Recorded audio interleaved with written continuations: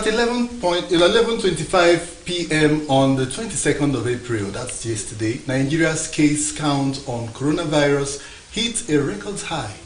873 confirmed cases, 173 survivors, and 28 deaths. Welcome to the Situation Room of Television Nigerian. I am Charles Ibe. Now, with 4 days to the end of the extended lockdown on the Federal Capital Territory, Abuja, Lagos and Ogun states, Nigerian governors have settled on a ban on interstate movement for a period of 2 weeks as part of efforts to control the spread of COVID-19. This is coming amidst heightened tensions about a possible extension on the lockdown as announced by the president. Well, Victor Tehemba is in the Situation Room. Thank you very much. And also, Dan Atai is also in the Situation Room. Thanks for having me, sir. Right. 2 weeks, state governors, interstate movement, lockdown. But it's still a proposal yet. It has not really been sanctioned. So, what are we looking at? Yeah, what we are basically looking at is more like what I said yesterday, that we are going to get an extension after these 2 weeks kind of elapses.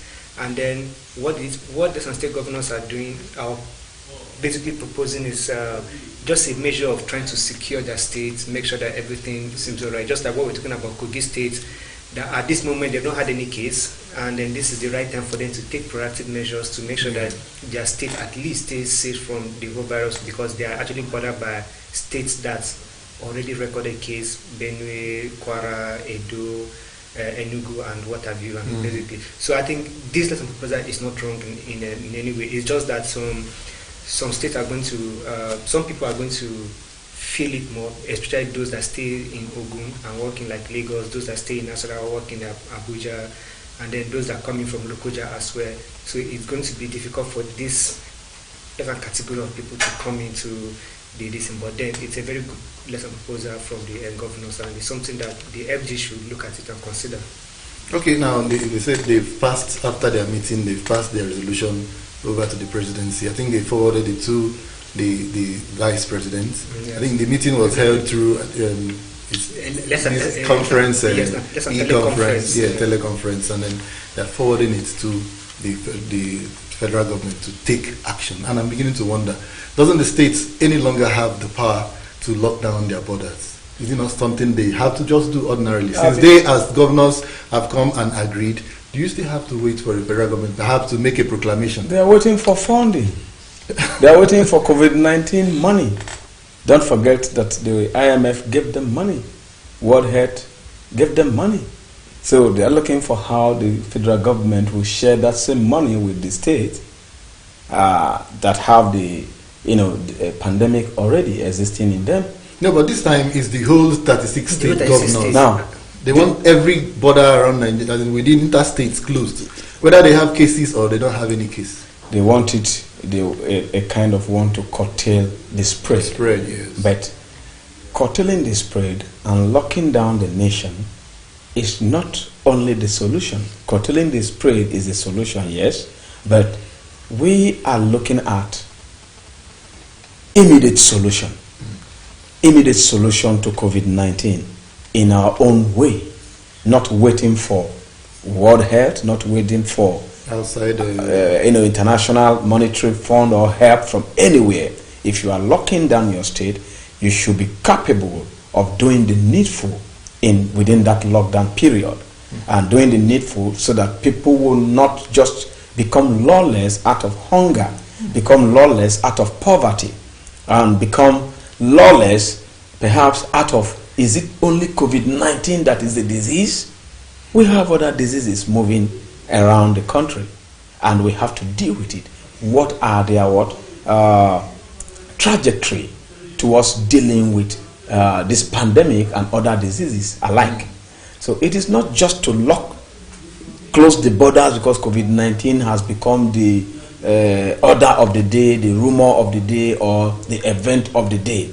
In as much as you are locking down interstate movement, you should as well provide for your people adequately, at least minimally, if not adequately. Okay.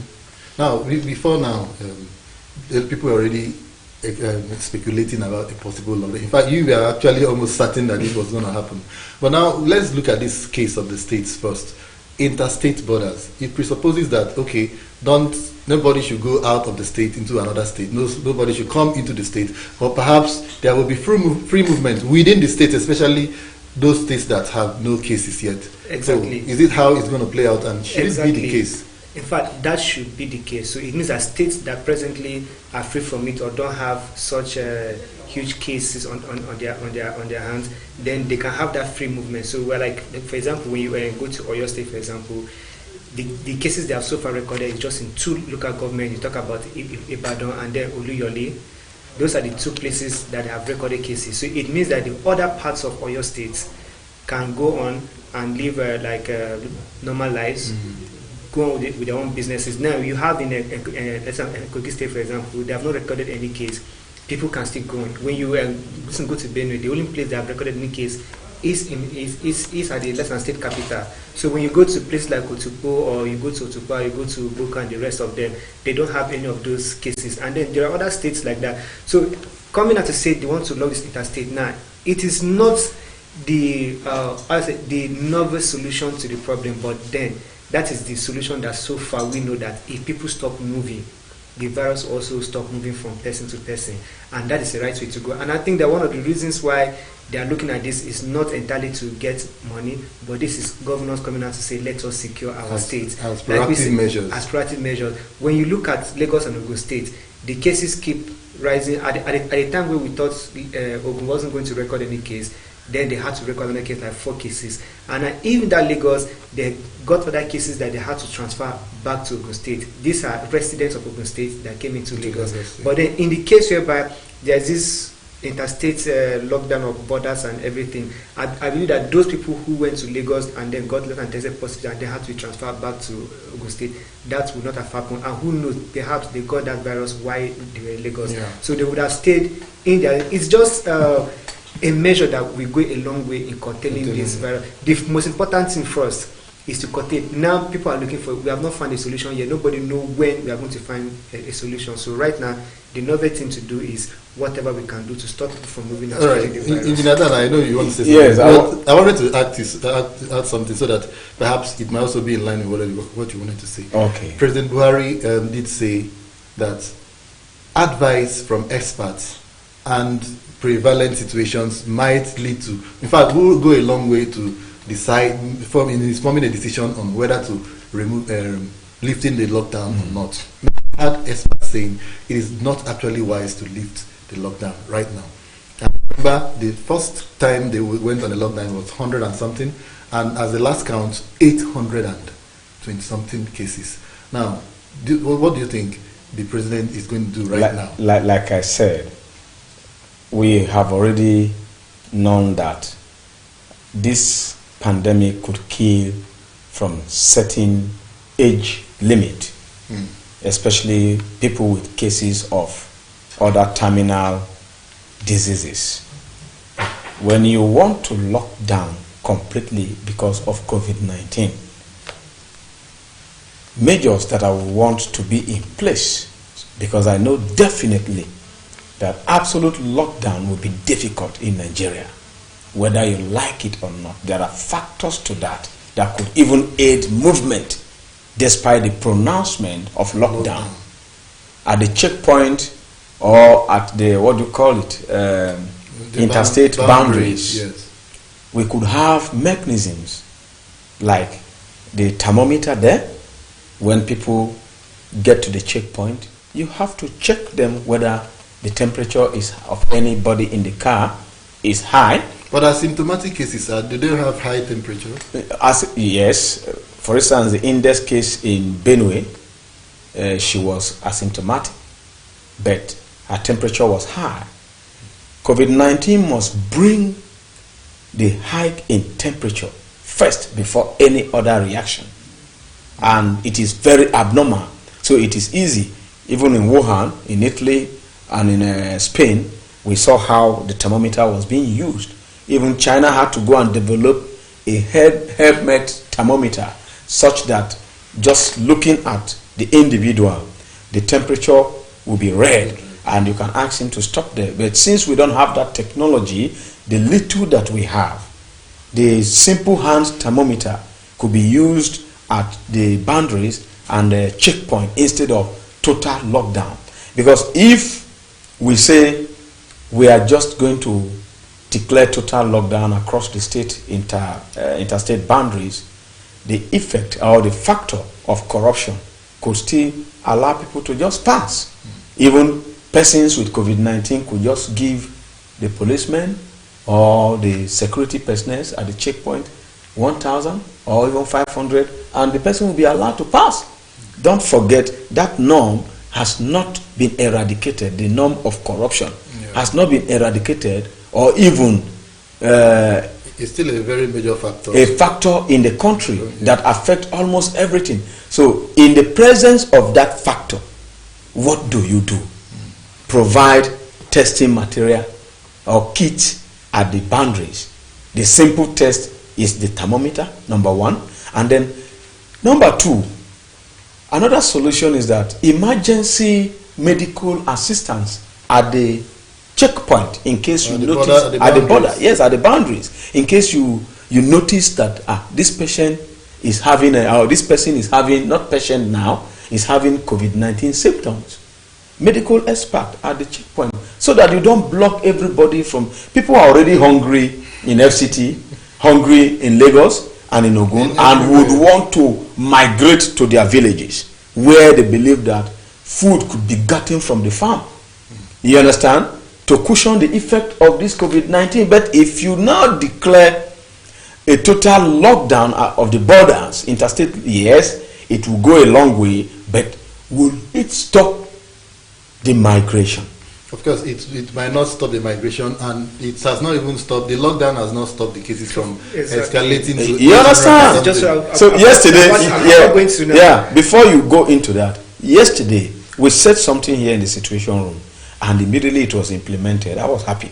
Now, that people, alternatively, the hospitals that we have, the private hospitals, we are looking for solutions. Yeah. It is not only NCDC that could maybe treat COVID-19, since it comes along with so many symptoms that other hospitals could treat. So people should be allowed to go to hospitals, and accredited hospitals should be allowed to treat COVID-19 symptoms. Are you getting what I'm saying? That alone will also go a long way in curbing the spread. But it will need those hospitals having specialized units of, because that is why CDC said they should write to them. Any hospital that is interested, every other person. Yeah, any hospital that is interested should write to them, so that for approval. And I think it is good for them to approve. We have a number of good hospitals, private-owned hospitals that can deal with COVID-19. Don't forget, not everybody will want to go to isolation center. Some people are even dodging with the symptoms. They are hiding at home. They even prefer their family doctors to come and treat them. So, but when this is lifted and private hospitals are allowed to treat, this kind of persons will be known. They will rather go to such hospitals, take treatment, and the report, of course, NCDC will still have the report of the case. So I think it's an alternative means of curbing the COVID-19, instead of saying everybody must go to the center at Abuja or to Lagos. That will not undo the situation we have at hand. All right. Now, Victor, you have been an advocate for extension. Now, I'm not really saying you're advocating for it, but you're already predicting, you are seeing it coming. Now, given the template of these governors blocking the boundaries, would you advise the president to, because I think as it is, they are expecting a nod from the center. So should he just, taking it a notch further, lock down the whole state? The whole state, everybody should be a standstill for another 2 weeks. Let's see how it goes. It is not locking down the whole country, the whole state in particular, but it's like protecting the state, protecting themselves from outside kind of when people bring coming anything from yes, importation of the so the disease. thing is this: you mentioned earlier that we have been on lockdown going to close to a month. And then by the time the lockdown was pronounced, we had about 100 and something cases, and now we're having about 800 and something cases. Despite the lockdown. Despite the lockdown. He also mentioned the situation that you could place this restriction on the borders, and then corruption might still allow some people to sneak in. Now the point is, Imagine if we didn't have a lockdown when we had this case at 180 something. And right now we have a lockdown, we are still registering this number of cases. Perhaps by now we would have been registering numbers in thousands of like maybe 5,000 or thereabouts. And if you don't also put the state borders movement, imagine how the states like Gombe, how the states like Ekiti, or you talk about Oshun, or you go to these other states in the fringe area, how did they get to have this virus? It's people that moved from one state to the other. There are other states that people are not yet going there and they don't have virus there, but then at a point, Adamawa didn't have any case. How did the case get to Adamawa? Somebody moved from one particular state to that state. So if we had this in play right from time, perhaps we wouldn't have had these other few states like that, Gombe and Adamawa, with the rest of them having this sort of cases. So that lockdown is not entirely saying they are going to lock down the country. Other states that don't have it, or those that don't have just very minimal cases. Enugu had 2 cases, but now they don't have any case. So even Anambra has one now. So it means that they could lift the lockdown. People can move about, but within. But then with the exception that we're moving about, use your face mask, have your hand gloves and hand sanitizer with whatever you can get to protect yourself. So within the state, activities are going on, economic activities are going on. As much as we have also seen that during this lockdown, there are also that period of ease where they lift it so people can go to the market, or you do any one of 2 business. So it's also going to apply for the border, because people know that states cannot independently survive on their own.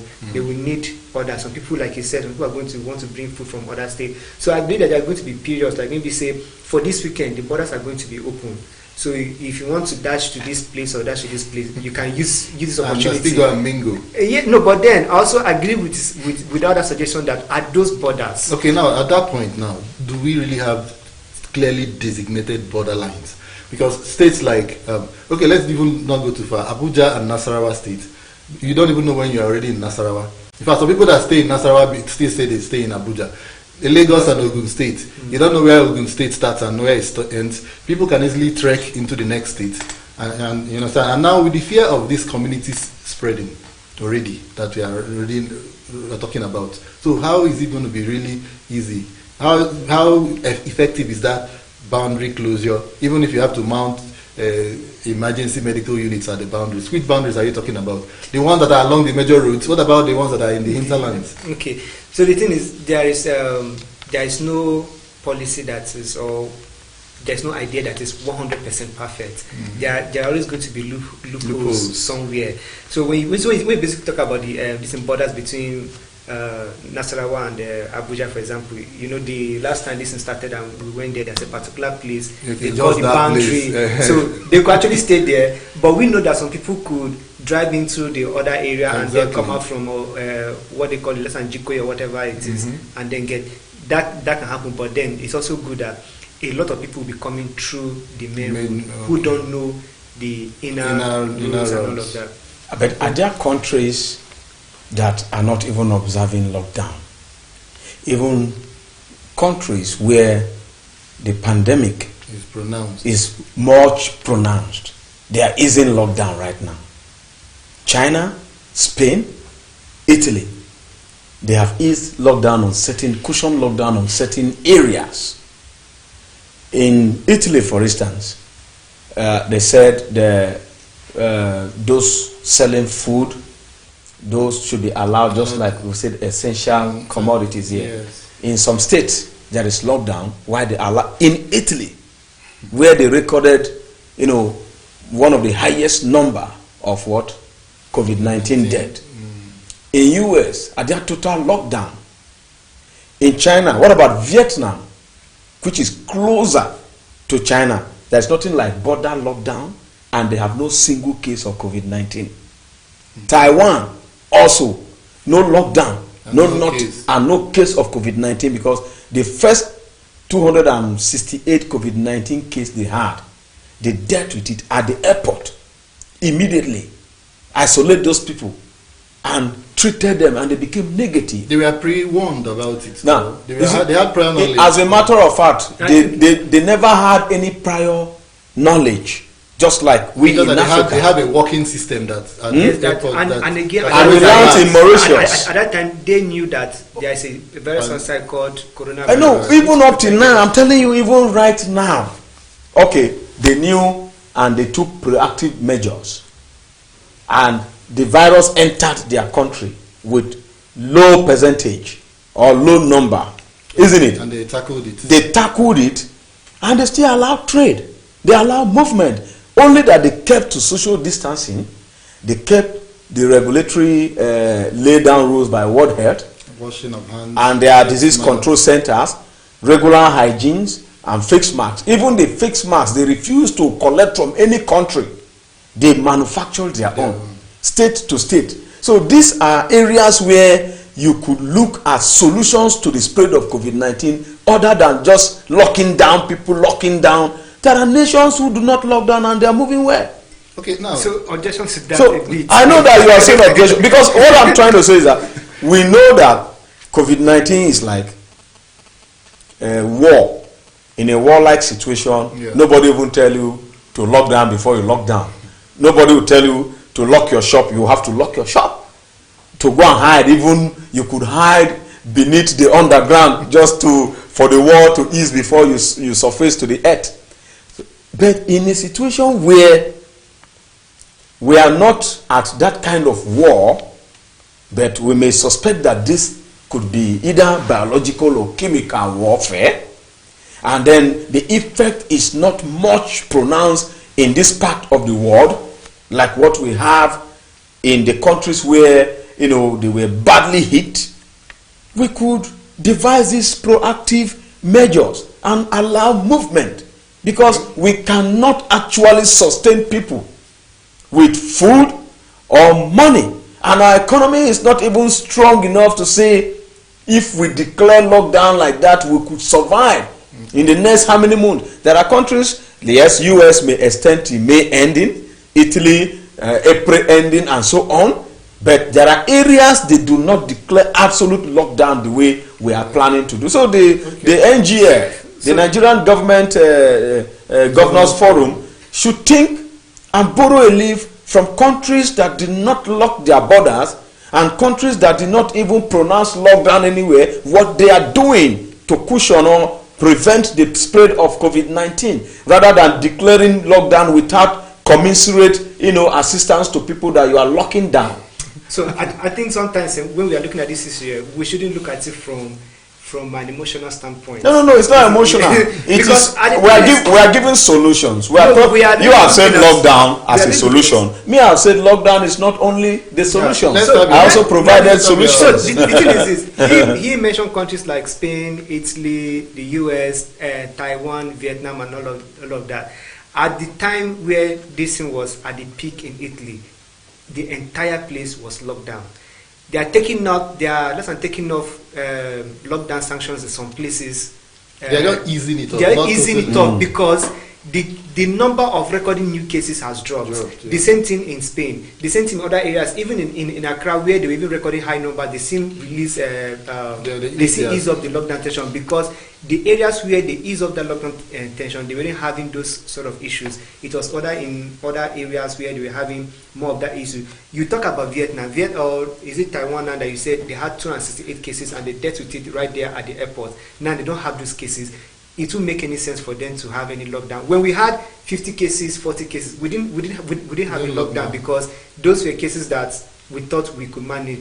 But as I just kept going on, the whole thing started exploding. If we don't have this lockdown, what is the other possible solution? I agree, as a matter of fact, that we cannot. In fact, before we started this lockdown stuff, and there were just rumors, I said Nigeria cannot afford a lockdown, whether as a people or as a country. We cannot afford a lockdown. But then, what are the other alternative means? There is no vaccine. You can't even. It's not only vaccine. No, it's not only. When you are talking about vaccine, even Bill Gates, who is trying to proffer solution to the world in terms of vaccine, and the French scientists who are saying they are going to give vaccine to the first must be tested in Africa, they have said that in the next 18 months to 20 months before we could smell of vaccine.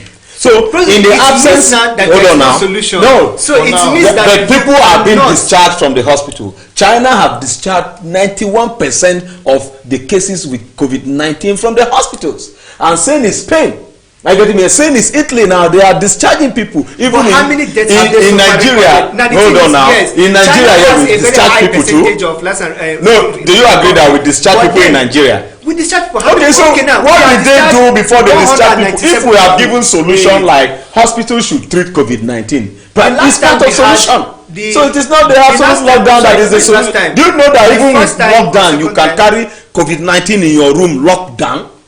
You can still have COVID-19 and you are locked down and you could die. How will you get it if you are not in contact with people? Exactly. If you are not coming in contact with people and you already have it, okay, are they doing house testing now? Yeah, they are doing. They started. Let it continue to go on first. This is the second time I was here on the people are with COVID-19 everywhere. On this program. Nigeria's recovery rate was at 34%. Yes, 34%. Death rate was about 2.9%. At this moment, we are not up to 2% recovery rate because we are just gotten about 197 recoveries and deaths. The case is about 800 and something. So it's we have about 3%. So it is less than 2%. So the more cases we are not recovering more people than the number of people that are testing. Yeah. Only China has like the highest recovery rate. Because it started from there, so they know how to manage it. US is battling with a lot of deaths. The same thing with Italy. That before, even Italy is not even battling with much debt again. It's now much in the US, and then I think Italy at a point in time they became like the world leaders in terms of the coronavirus, and then talk about Spain. So in all of this, there has been no solution. Even in the countries with the most advanced technology, they are still observing. Can I tell you something? The countries that are richer than Nigeria, that COVID-19 will not stop, even like World Health said. No, it's a long time. It's going to be a long time. Even in 2 years to come, you will still have COVID-19 issue. Now, would you continue to lock down till 2 years? But there's going to be systematic way. Now, before COVID-19, the Dr. Heme that we brought on Spectacle here 2 days ago, yesterday, he said something. He said, COVID has been with us. I want you to differentiate this, that the same COVID-2 that propagates to COVID-19 have the same result when you test. I get what I'm saying, except the symptoms. The symptoms of COVID-19 now become more pronounced and many and very acute in terms of the chain reaction. If you have COVID-2 now, you will test positive. And you still have the same thing about COVID-19. Yes, you test positive. So, what I'm trying to point out is that if you begin to test Nigerians one after the other, you find out that there are so many people with COVID-2. The fact that COVID-2 is within them, the result will show in COVID-19. And they might be asymptomatic. They may not even have that the rate of death recorded the way it is pronounced in other words. And if we say they have COVID-19 when they have COVID-2, are we going to lock them down because of COVID-2? Because it will not come out as COVID-2 anymore. It will come out as COVID-19. As COVID-19, which is what the world is dealing with now. So you actually give them the treatment of a COVID-19 if it's there. So millions are going to have it. Showing like COVID-19, then you treat it as COVID-19. Millions are going to have it. Yeah, let's treat the millions. Let's know the number of people. That's what I believe the government is trying to do, to ascertain the number of Nigerians that are free of these things, and then those that have it, how to contain it so that it doesn't spread further. Now, quickly before we go for this short break, you talked about proactive measures about COVID-19, and one of them is this face mask. I saw somebody washing face masks and handing it. So, what is really the standard practice of this face mask? Is it supposed to be disposable? You just use it once and throw it away, or so that once you go and get a whole pack, or you get one and you keep reusing it for the benefit of the uninformed? So how do we go about this mask thing? Well, for the mask, I think mask can be reused after you clean it properly. And then you can press it, you can iron it. The only one that cannot be reused is the hand gloves, disposable. Okay. That because basically in that situation, taking it off your hands, I think it still gets sort of mixed. So it's more advisable that when you use hand gloves, you dispose it, which is why they always people not get to. And you cannot press hand gloves. Yes, not get to use wool. Okay, for Yes, hand gloves. yes, you use that The one that synthetic, is yeah. because easy to use and dispose. But then the face mask, yes, you can go back, wash it, clean it properly. And but it must not be used more than 3 days. Okay, there are limitations to have it. 3 to 4 days at least, because you can't continue to use one mask for 4 days. If you use today, you wash it, maybe you iron it. The heat from the pressing iron could kill any germ deposited there, and then you could use it the following morning. I think if you have used mask for 2 days, that is if you're not 48 using hours. that is if you're not using the N95 mask. Okay. Okay, there are different categories. Of course. In fact, the most less recommended is the N95 mask. And how does it look like? Is it made of wool or is it The something one the you can medical wash? doctors use it. Yeah, exactly. The one that has something like a Like a cool, respirator. like a And trust, yes, and trust Nigerians. It was how much sold for how much before. I don't know. But those ones, are they on the streets? Because I don't think I've No, seen no, it being no. the one you mentioned. You can buy from They're not on the pharmacies. You can buy from pharmacies and stores. You can go to Gwarimpa and all these areas. Yeah, You because get we're from really pharmacies. actually advocating for homegrown mask, face masks. People Tailors can should manufacture masks. manufacture Mask so that is people mask. can just put it on, wash it and iron So it. long it can prevent the droplets from coughing and spitting, sputum of people and so on. That is all. All right. Thank you very much. Now you've heard you can actually reuse your mask. Make sure it's properly washed and ironed. That is if you have electricity to use electric iron. But You don't have now, please look for charcoal iron. It is still handy. It is still possible Exactly. to make sure you stay safe from COVID-19. Let's go to the news desk to get some news headlines. Situation Room continues after that.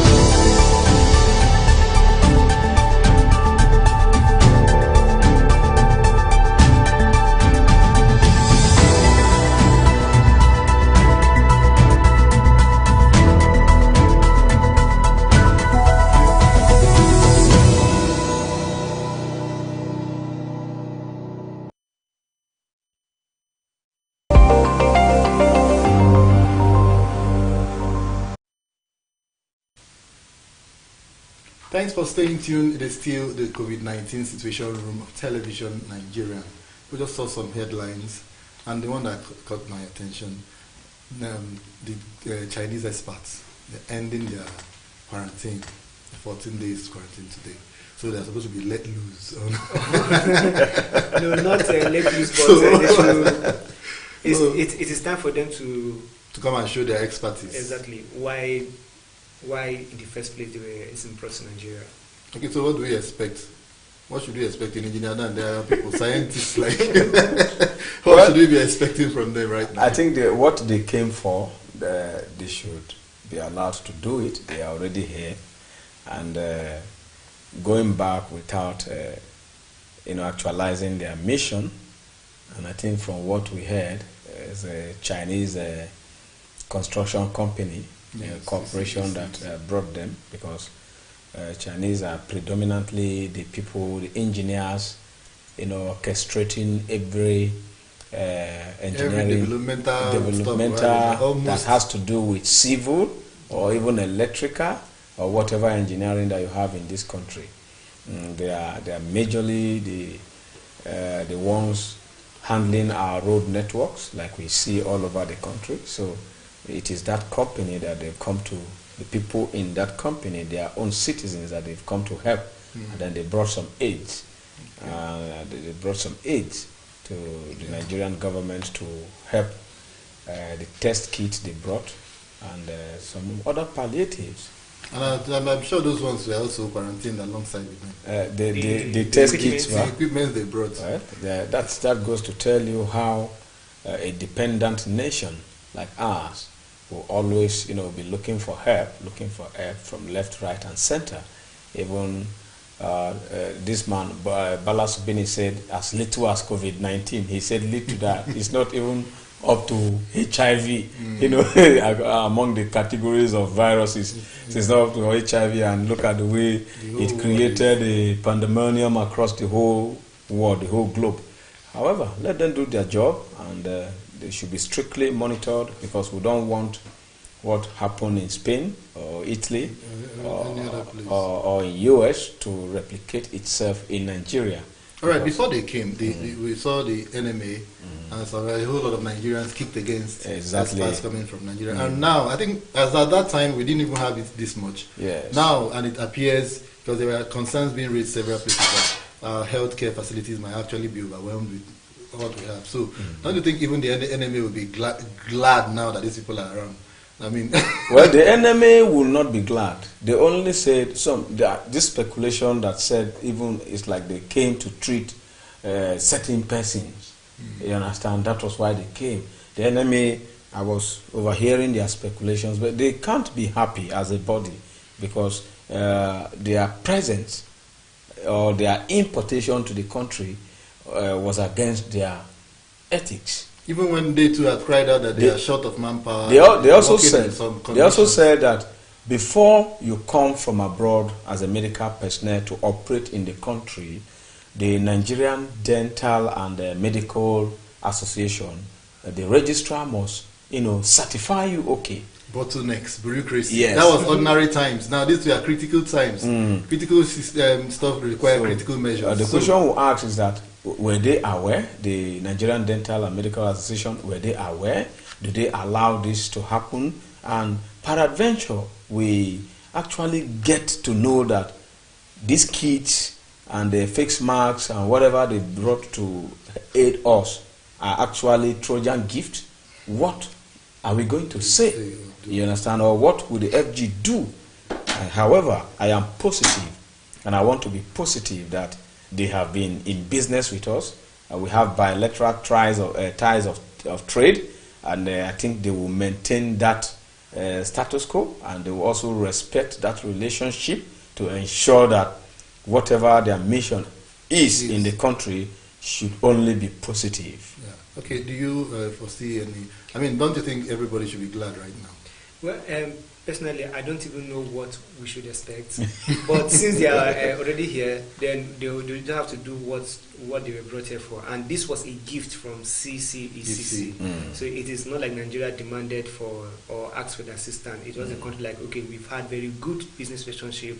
this will be our own contribution as CSR to your people. And then this brought in the doctors and whatever equipment that they could bring.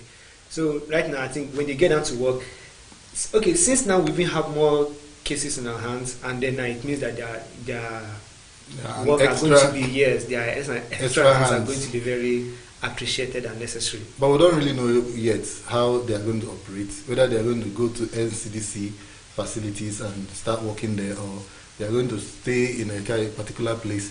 But let's hope we get more clearances to that. Since they are coming out of quarantine today, then the NCDC should be giving us this sort of updates. So that we know what's and what. And whatever they even came with, whether it was a bad, a disguised gift.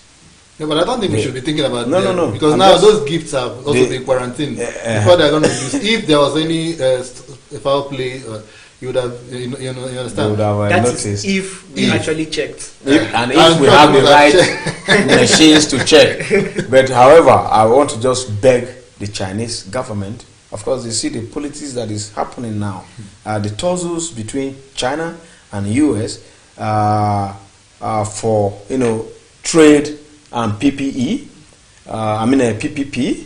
That is purchasing power strength of nations that are doing business with China and nations that are doing business with the US, and so on and so forth. Even EU, the European Union.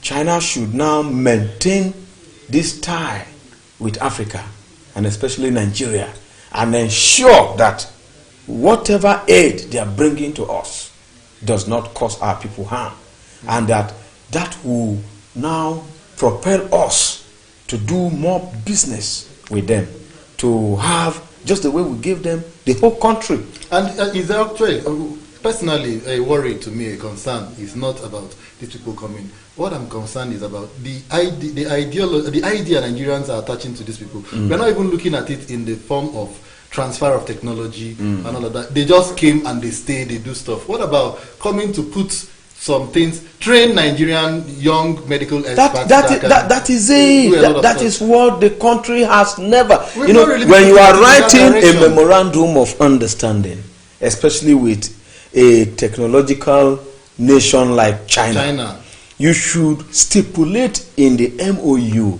that they have to train your people. We know at one time that about 600 Nigerians had to go to study in is it Vietnam or China, the same China or Japan, on aeronautic, and this Nigerians at one. Yes. You understand? And then now you see China people coming to Nigeria. They come with even tractor drivers from China. They come with even in fact, I've seen cleaners inside the tractors and their offices. I've seen Chinese people painting. That goes to tell that they lack the job in their country too, and because of their population, but because they have the technical know-how, once we give them this opportunity, they too come to employ more of them. It has been predicted that about 300 million Chinese will have to occupy and settle in Africa. And mix and intermarry. And you understand? I'll begin to speak Chanyo. And basically, that has been going on for quite some time now. You will find it in Uganda, find it in Kenya as well. So these are like people who have actually migrated this Chinese. They are much even in the United States of America. And in South Africa as well. And South Africa too, as well as in India. In that, but then this what they call them, the Chinese people, they don't always come out for the good of anybody. We've had cases whereby they have given loans to people, and then the less than collateral they get to collect in return is either one of your less national assets, which they know that you cannot get do without. Exactly. There is a question people always ask: what is the major interest of China in Africa?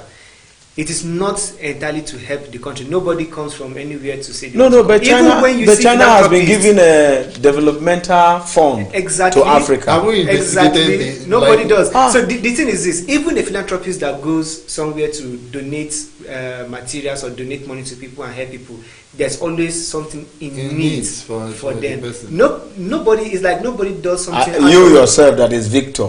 Yes. Are you going to do business without targeting profit?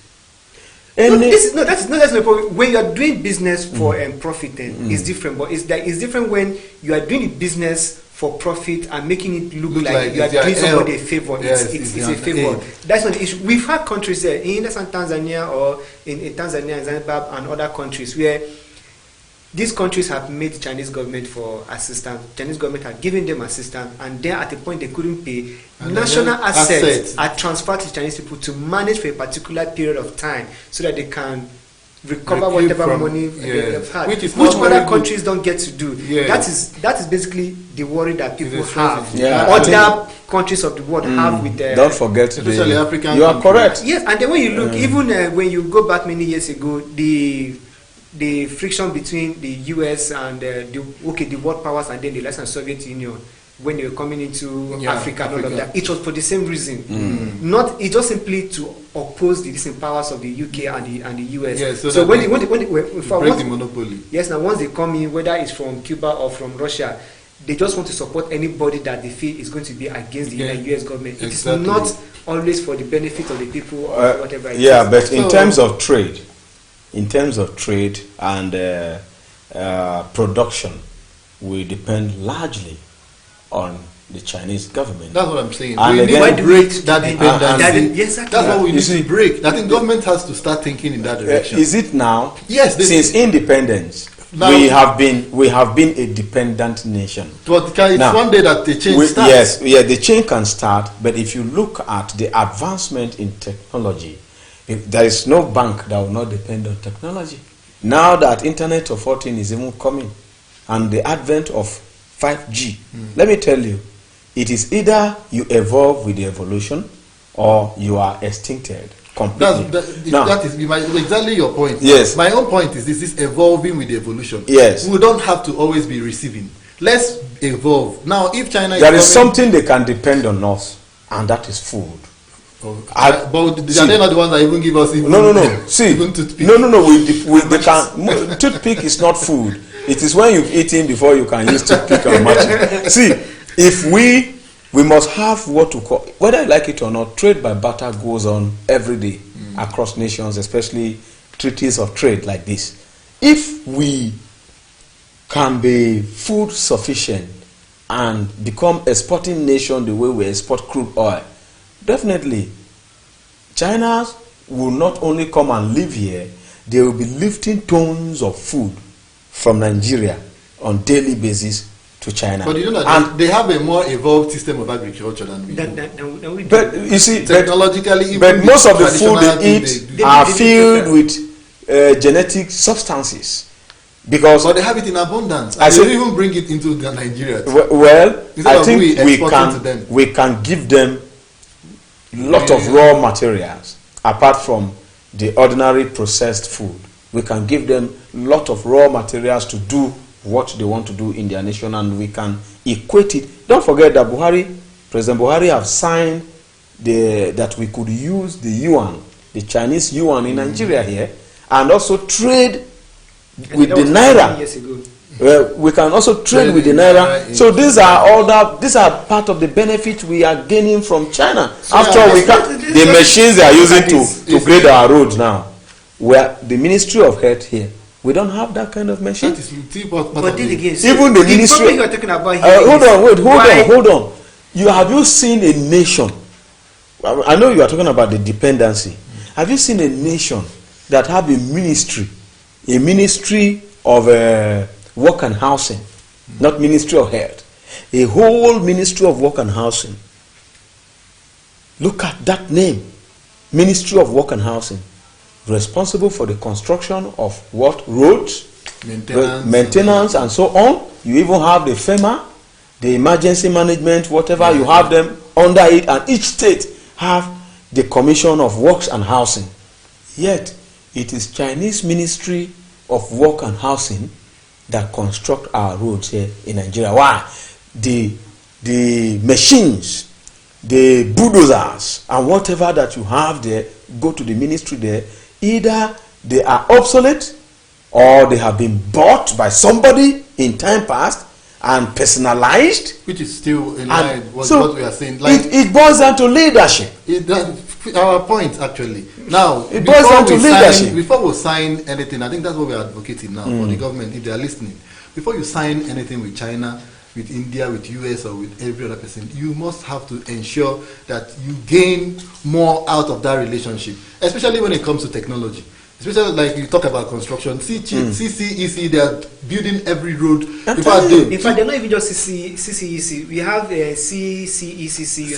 They have several China. All China, and their people are benefiting. Oh, to the fact that they even have a something Chinese symbol of Chamber of Commerce along the airport. To show how much they have infiltrated into this place. So what I'm trying to say is this. Now you talk about obsolete machines in the ministries. What about if they are when you are signing, you say now China, as part of this deal, all these machines in the Federal Ministry of Works must be revamped with your expertise, and you train Nigerian engineers who are going to ensure this thing, give them all the technology you have to ensure that it runs. After so and so, then you go back. Nigerians pick up from there. Instead of at every point in time, they will have to be the one building our roads, building our airports. It could be in the MOU. The worst thing is that what we are saying here could be in the MOU. Yeah. And because of corruption, they could just stipend somebody, and the person in charge will just forget about it. Okay, and you are free to bring your people. These people, they are not serious. These blacks, they are not serious. Go and bring your people. And you, at the end of the day, you discover that even the revenue that is supposed to be accrued to somebody like Victor, maybe his salary that should come from that work, that job, is lost. We lost job on that ground. We also lost the technicality, the learning, and the process of learning and building with them. We lost every chances, and then we become like people on the street looking for what to eat when we have all the wherewithal. All right. You understand? That is the issue. I think we cut tie with India when India became like this. India were like monopolizing everything in the country before. I used to remember. Oh, they are still there. They are still very relevant. No, but we broke the ties. We broke that agreement. Lebanon, they came here. The Lebanese, they came here with so many gadgets, and if not their people, they don't want to share ideas. Yeah, exactly. We broke that tie. So we should try and break this Chinese. If we have a good memorandum, I was going to even bring in with China, we can stop it too, and our people can learn. When you look at the whole situation of things and how these people run, the ideas that they run with, quickly, you just mentioned Lebanon, you mentioned India, you mentioned Chinese. These are people that come. They come in with their own people. You even say these Lebanon people, they don't even want to share these ideas. Something that shows here is what I understand is that nations are built based on patriotism. People like sincere love for the country.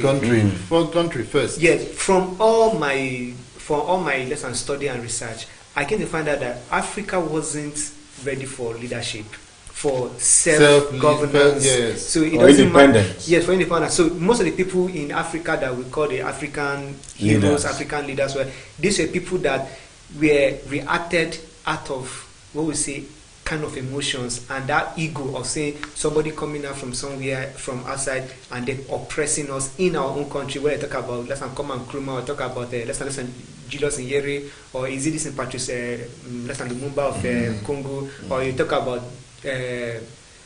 Jomo Kenyatta of Kenya, or you come to Nigeria here, all of them. Talk of Nelson Mandela of South Africa. Yes, or Thabo Mbeki of South Africa. I don't talk about Nelson Mandela. Those or talk about Bafemi Awolowo or Nnamdi Azikiwe. All of these people. Or Tafawa Balewa. They were all in the same category of say, let us just get independent from this. These people can come and run our economy. They were not patient enough to learn the art of governance. No, they learned. But those people they ruled the country for a long time. And then so the Nigerians are not learning then. No, the thing, what at the point and they weren't learning, but then it was this kind of activism of let us include our people. Before we now started having, like in Nigeria, 1921, that was the first time we had the kind of elective principle where they elect our people, and then gradually we were going. Yes. So I think that because they were demanding more and getting more, they felt we cannot get independence. We have gotten enough experience, but at that point we hadn't gotten any experience. when in the Berlin Conference of 1845, or is it 1846, whatever, where they sat down to discuss how they're going to share Africa, it was out of patriotism of saying they want to develop their country. Why they run out of resources, they want to go somewhere else and get resources to come and build both their natural own country and even manpower. So when you look at these people, to them it is the dominance of say we are Chinese, we are going to dominate on you. But then we don't have the mentality of saying we want to be Nigeria, whereby we say we are going here to provide aid to people. The people we are actually bullying are people like Benin Republic and Togo, where you go, you see our biscuits in their market, and then toothpaste. So nations, it might boil down to leadership, but I think that we got it wrong from the word get go. No, I agree with you partially. I want to give. But largely you disagree. Yes. I want to give credence and accolades to our past leaders. Honestly, from 1960, let's say when we got the independence, and 1963 when we became a republic, if you look at the level of leadership from that time to the period of 1985, the difference is very clear.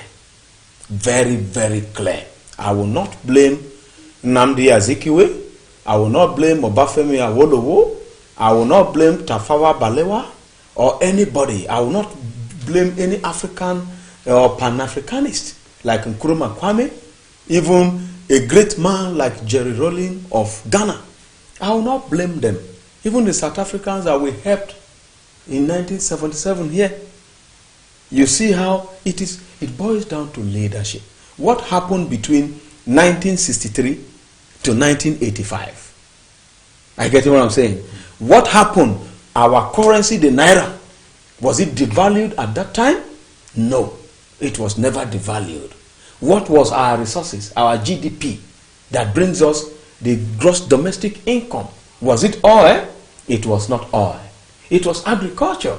And then the pounds to the naira, they were almost equal, because £1, as of when I became getting to know in primary school, we used to carry a penny, shilling. This kobo. This kobo. You see 10 kobo. In the 10 kobo, if you want, they can give you change. If you buy gwidi kuli kuli, those days they'll give you change, 1 for 1 kobo. They can give you 10. And then when they say you want to pay in pounds, you can say £1 is 2 naira. And then the money, the naira was even superior to the dollar until the administration of IBB came. I must not mince word with this. And then devalued our currency, our production and productive ability disappeared. So that means the oil we even discovered in 1956 that we never depended on it became the independence. They started building oil wells in the Gulf of Guinea, building oil wells all over Africa, and then the currency just dwindled. So you asked what went wrong between 19.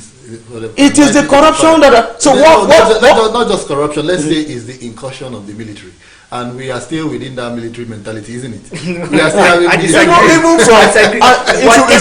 if you let me land now. Whatever went wrong between 1963 to the 1985 you talk about were the seeds of what was. See, when you sow seed, you don't get to reap it immediately. What kind of seed did Awolowo sow? What kind of seed did Obafemi sow? What kind of seed did Tafawa Balewa sow? Well, I want to ask Victor. They were patriotic Nigerians. Are you asking in terms of who sowed the seeds now? Is it the people that fought for independence? Yes, or exactly. the people that gave them the independence? No. Putting in a template that will ensure that they actually did not really lead these people. Somehow they were still controlling behind the scenes. But those people refused to be controlled, except the advent of the new modern military and democratic system that we practice. They were the ones that started going to take constitution from America. We changed from parliamentary to from parliamentary to democratic system of through federalism, system of government or system of democracy. We keep changing, metamorphosing from one. Can't we develop the system and constitution that best serves us as a people? These people, they created a regional government.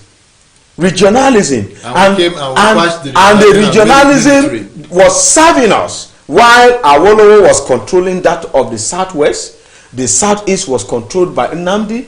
The north was controlled by Tafawa Balewa. And these things were happening. Okay, now we became an entity. We collapsed these regions together. Even though we still have the 6 geopolitical zones and we have the mentality at work, even within our federal character, is still displaying.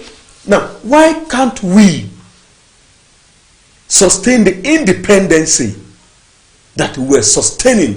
Why the devalue of our currency that we can no longer go into production? Okay, so maybe that's what Victor wanted to explain. Victor, you were saying something about sewing. No, that was so what was the point you wanted to make? No, I was saying that whatever you think went wrong, because look at it, when these guys ruled, the forefathers that fought for independence and got independence, it wasn't all smooth and rosy. For example, at the point where we had agriculture as the mainstay of the economy, we were only looking at agriculture and nothing else. No, we're not looking at nothing else. We have textiles industries. We even have companies that produce vehicles here in the country. That was much later. Not even much later. Even if it is much later, it was not before 1985. It was not.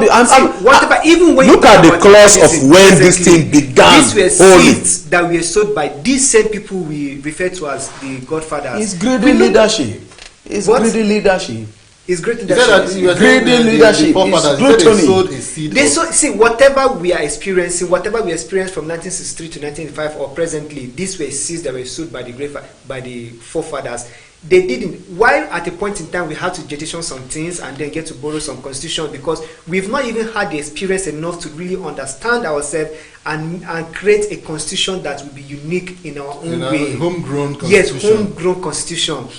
In the wisdom of, if they had learned this art of governance in the first place, they would understand that in a country like Nigeria, a confederation would have been the best. Nobody would have even argued that. They would have maintained that regional governments that they have come, or they would have thought of it in another way. Or maintain the parliamentary system. In this same way, we had these same forefathers coming up, where we've had crises that resulted from fraudulent, censorship exercises. We've had crises that came out of election disagreements and all of that. Tribalism were also rife during the time of these people. All those things were being cushioned and addressed by the judiciary then. Did it yield the it was. Let me tell you, we had the history. It yielded. Okay. Before the polarization of our constitution, let me say the military constitution that metamorphosed. No, not before. We're not even talking about. We've not gotten to the military yet. We are still the democracy that they were given. That's what he's trying to say. Before the military was an advent. Not forget that military came in because they said there was too much corruption, and they were now coming into the democracy that they were practicing then. The constitution, though borrowed, was actually not the type of constitution that we have now. There were much transparency and objectivity in the constitution to address a system thing. The corruption that we have today that become endemic with the system wasn't like that, because it was spelled out completely line by line in the constitution.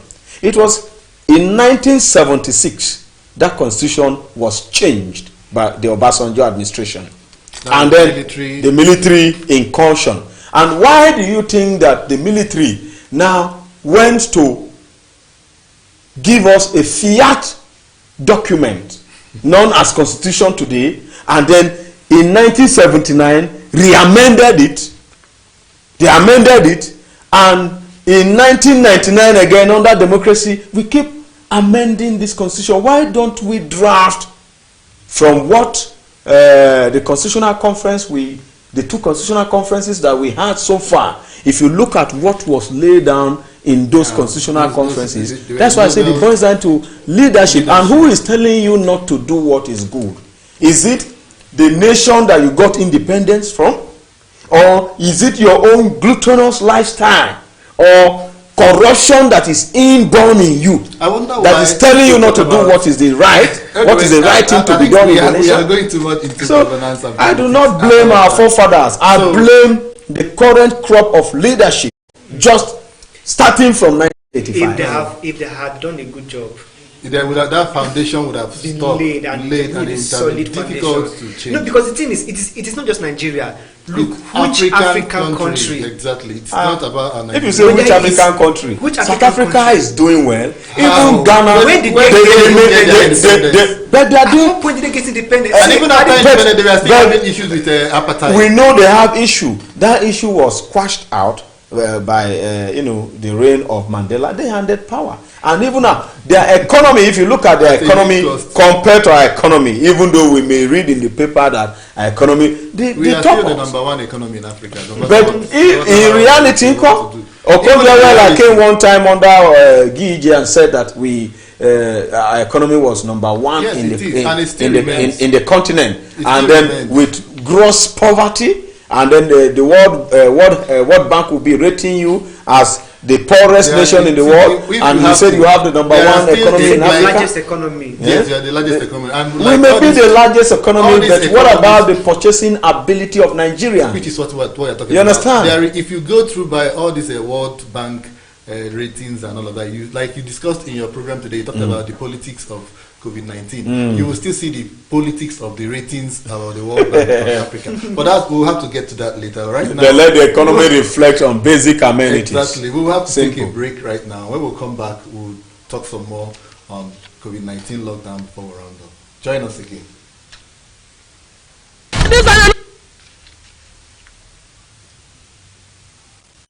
Coronavirus again.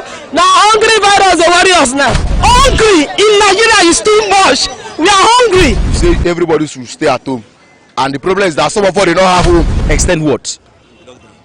Extend the lockdown with the bitter experience we've had so far. And let them go ahead. Stuff that I bought before the lockdown, they are almost gone. You can see me now with my bag. In the morning I will run away because I have nothing to give them. More terrible than ever before. I've not seen this kind of situation in this country since I was born. I no lie. First of all, the crime we go do for this nation, people go start to carry gun. So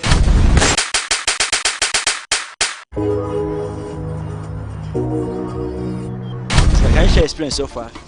Yes, my experience is very bad because I'm just a businessman, and the experience is so sad. Seriously, it's not a very good one at all. It's the worst experience since my mother gave birth to me. This is the worst time I've ever seen in the country, where people will be harassed of what to eat and where to go to the market. They are being harassed by bikemen, policemen everywhere, and that they don't have hope. They don't have hope.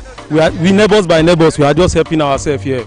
Have you been harassed, or have you had any encounter with any of this? Why not? From where I live, for bike to bring me down here, I have to follow through one way or the other before I can get to where I'm doing my business. And moreover, the business we do business on lock and open. Whenever we see our customer, that is when we are able to hide and present goods for them. Tell me, this thing continue with the family at home, how will you survive? And moreover, the last experience I have is very, very bad. Yes, I was robbed. I was defrauded in the bank, and there was no bank open. For crying out loud. If not that, I'm very patient enough. I don't know how we even cope. If not for neighbors that are feeding me right now. Okay, now government is trying to extend the lockdown to May.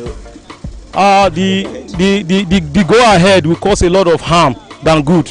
They should also consider the poor people who don't have food at home.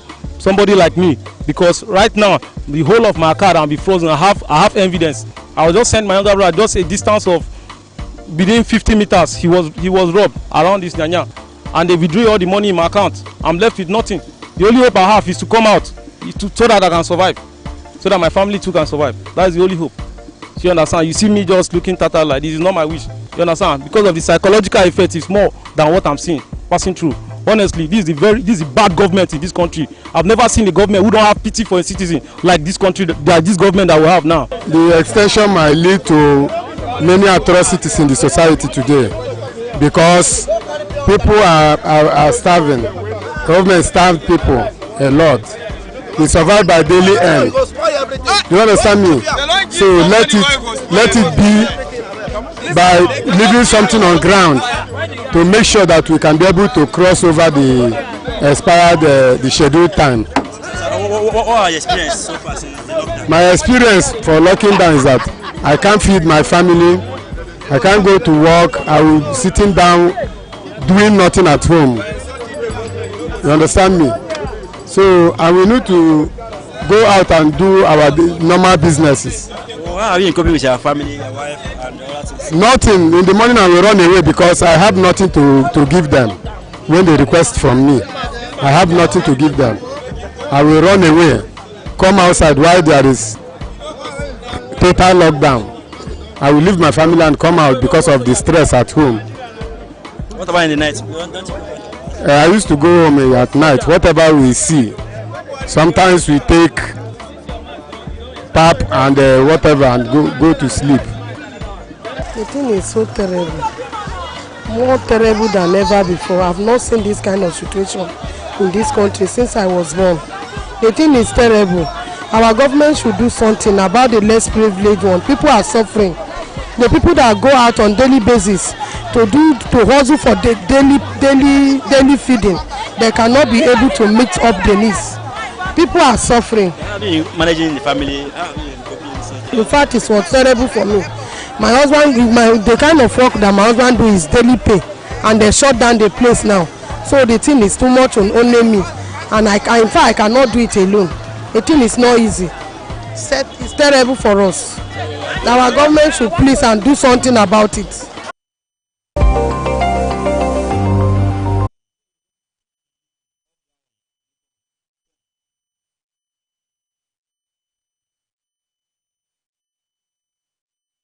Now you can't come over here.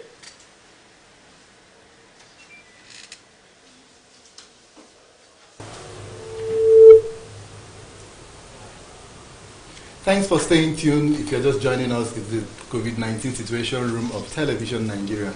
Now, the Nigerian Labour Congress has warned President Muhammadu Buhari against extension of lockdown despite increases in cases of coronavirus in the country.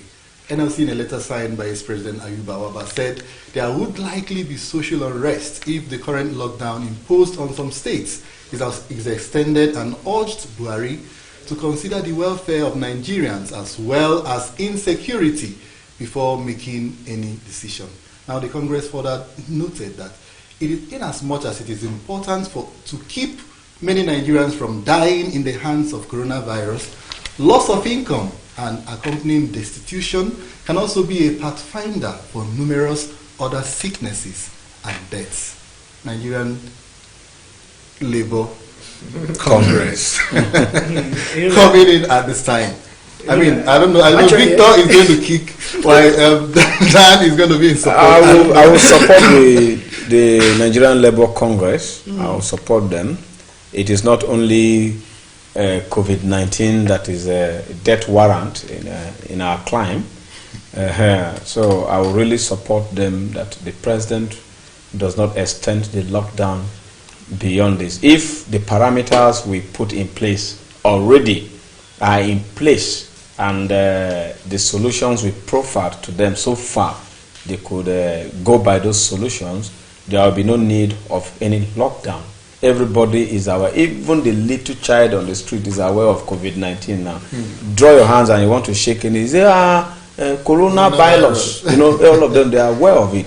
We know that the measures should continue, but locking down people, the palliative they gave so far, how many persons, the percentage of Nigerians that got the palliatives? Yeah, people are still using this COVID-19 to steal, despite the fact that they know that they could even be infected with COVID-19. They are still stealing COVID-19 palliative money. Yeah. You understand? So what are you talking about? People actually would die of hunger. We do know that COVID-19 is higher than hunger. And we know that the rate at which the propaganda is going on in Africa, especially in Nigeria, is not that rate in the world, in the places where it came from. You understand? In Europe, America, or in Asia.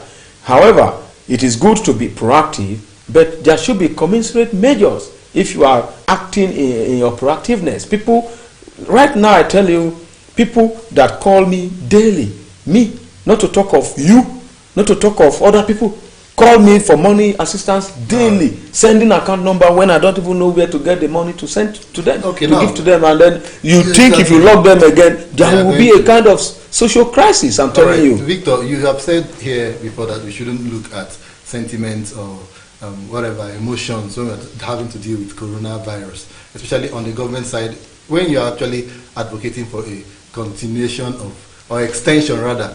So now the LLC, if you look at the latest part of the statement, they were talking more about the economy now, but is it not leaving people that talk about economy? Is it not when you are alive that you're talking about economy? So how are you going to react to this NLC? Well, how am I going to react to this NLC? Actually, when you started reading the press statement, like they want President Buhari, I thought maybe they were saying that if he doesn't leave the lockdown, they will go on strike or something. I'm like, so what would be the use? But then, of course, they actually went on to make a lot of sense, like taking into consideration. Now, these are real things that might actually happen. Talking about insecurity and then people going up, hunger and all of those things. But then we also know that the government is coming out with this in palliative. Although we don't know how many people have gotten that, we don't even know if people have even gotten anything. It's only the government that knows. No, people are getting. People are getting palliative. No, from the period where they said they were going to give people with less than 5,000 naira. Okay. And you know the thing is, like, they keep changing the lesson parameter of. Is it 5,000? I think 5,000 at one time, then 20,000 at another time. No, they've not really actually. When they talked about if you have less than 5,000, they've not really mentioned the amount. I'm saying but parameter to be used. They've talked about BVN. I think yesterday they are going to go along with the BVN suggestion. And also, if you talk about the palliatives, I do know, especially close to 1 month, they are still planning. No, they have gone beyond the palliatives, because even individuals, corporate social responsibility. In fact, our station have covered a lot of all of this, and we've been airing. Actually, we've seen truckloads of food, sanitary materials, and all that being distributed in the FCT. I think 2 days ago, we actually saw the FCT taking delivery from some corporate social responsibility. They've taken to Pali, and now Mabuchi. Yes, they are going to come round. It's all these things. I think these are proactive efforts by government. But if they've gone through the BVN, everybody by now would have. It's not about money. If they give you 5,000. No, they didn't say 5,000. They didn't mention 5,000. I'm just giving an instance. No amount that the government gives you right now is going to go long for a long. At least they should. They are not giving it for. They'll say, okay, for it to just sustain you at the moment where the lockdown is going to be. Now, you have already said that they're already going on. You have mentioned, you have even witnessed where, which means they will likely extend it. No, it's not like they will likely extend it. They are extending this thing. You should be looking at this lockdown to end somewhere. Maybe. So you are not aligning with the Labour Congress? No, I'm not even aligning with them. So you're not going about what they are telling the president right now is not because what I know the lockdown will not be lifted. It will surely be extended. So it is not longer. It is not a matter of what I would have wanted for it to happen or what, but it's going to happen. And then this is something they have to now rather deal with. Don't advise the president to lift the lockdown right now, because we know the lockdown is going to be extended. What we should be advising the president is provide security, because we know insecurity is going to rise. You see where we always get it wrong in this part of the world. Okay. Nelson Mandela says something, and this lady, this Reverend Sister, Mother Teresa said also that if the amount of money injected into buying ammunitions for security, if the same amount is put into feeding the world or feeding the people, there will be less crisis. There will be less crisis, and that it will go around the whole world. Now, you are giving arms to people to enforce lockdown. You are able to provide arms and ammunition, even while they themselves are not even protected.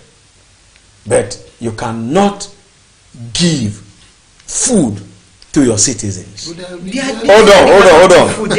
See, for 3 good weeks that this lockdown is going on, statistically, how many percent of the nation, of the citizens that have received the palliative?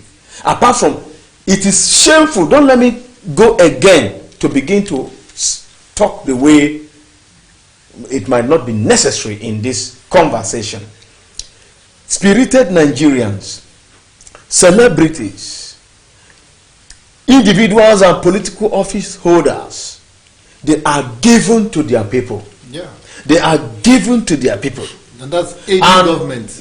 Aiding government. Yes. So the government cannot do it the all. government has come to a state of comatose where it could. I'm just trying they to. are complementing the efforts of government. Okay, good. Which is right. As they are complementing, yeah. which is good. But the responsibility of the government, has it been clearly seen in this period of lockdown? It has. But then he actually quoted a quote. So let me also quote a quote from. I am not through. I am not through yet.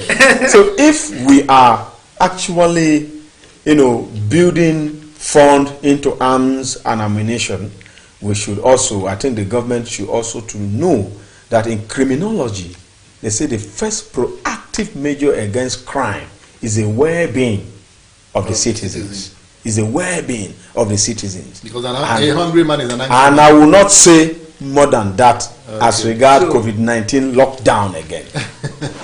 Going on the lockdown, keeping people in their houses is also a measure of making sure that they maintain their well-being. Don't worry. Now, providing security. You jump out of your room. Because it is when they are told that government can reach them and give them something. Exactly. If they are roaming the street, government is not going to give another point. Yeah, that's the point. And then, look at when we say provide security, I'm not saying government should buy arms and ammunition to give the. They are not buying it. What we have already exactly. are enough. Right now, people are staying at home, so it means that we have enough security to safeguard areas where we know that these areas are going to be less than volatile. We've had cases in Lagos State, and immediately what the government did was to deploy police officers in these areas, and now you don't get to hear it anymore, because now if there's any issues and then you call on them, they will respond promptly. Yes. That is just the security I'm talking about. That you provide. And then when it was Clinton, I said the other quote I will quote, I don't know now if it's George Washington or is it Abraham Lincoln that said, don't think what the government will do for you, think rather what you do for the government. So let's allow the private. That's Abraham Lincoln. So let's allow the private individuals who are spirited enough, who have enough to help other people. Let them help. Government will not get everybody. Of course. Because they actually started sharing less than palliatives 2 times. They actually started. Just now you were blaming the government for underdevelopment. Of course. And allowing Chinese people and foreigners to take our economy. And you see, this is the laxity. This is the laxity and the hypocrisy that made us to go to this level. No. I'm telling you, for instance, if you could blame the government of underdevelopment in respect to even the construction of our roads in the hands of Chinese, in the hands of the Chinese, hunger in the long run in this country could make you a slave to even Chinese too, in case you don't know. Well, but at this point, government is actually doing what they can. Absolutely. And spirited Nigerians, like you noted, are complementing the efforts of government. We've always been saying government cannot do it all. Government can never do it all. That's why we have the private sector. Exactly. That's why we have individuals with means. That's why we have organizations, corporate social responsibility. So at this point, I think what we are advocating is let the assistance to government increase. If you are an individual, if a corporate society or corporate organization of means, please, government needs you more. Should there be an extension? I don't really buy the idea of putting in more security. Now, remember in the news yesterday, there was an instance about I think we've talked about it here, casualties being more from security than personnel from the COVID-19 itself. Yes. So what we can do right now is to advocate. You see, security operatives are harassing people unnecessarily, people that are really hungry. We should advocate right now. Because of COVID-19. Yes, exactly. It is simply because of their training that wasn't adequate right from the beginning. Exactly. So now their level of intellectuality. Yes. So right now it's all about Nigeria. It's all about sane societies. It's all about keeping it real, even in the face of COVID-19. So what we are saying on this platform is, government, fine if you have to extend, please do the needful. NLC, calm down. I mean, it's all of us, and if I mean, I don't really buy into the idea of saying there's going to be security breakdown, even if there's an extension. Nigerians are far more getting wiser than, taking to the streets. And government is actually doing something proactive, and we are seeing it happening. We've seen collaborative efforts from private individuals. Let's all join hands. NLC, please, if you can, in your own way, aid the palliatives. It's not beyond what you can do as a corporate organization.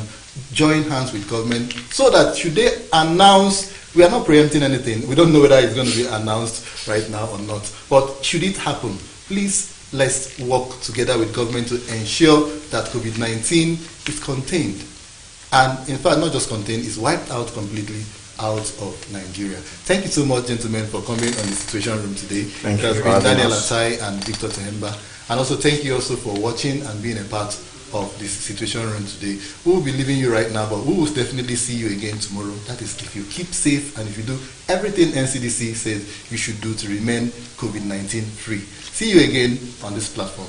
Thank you very much. And have a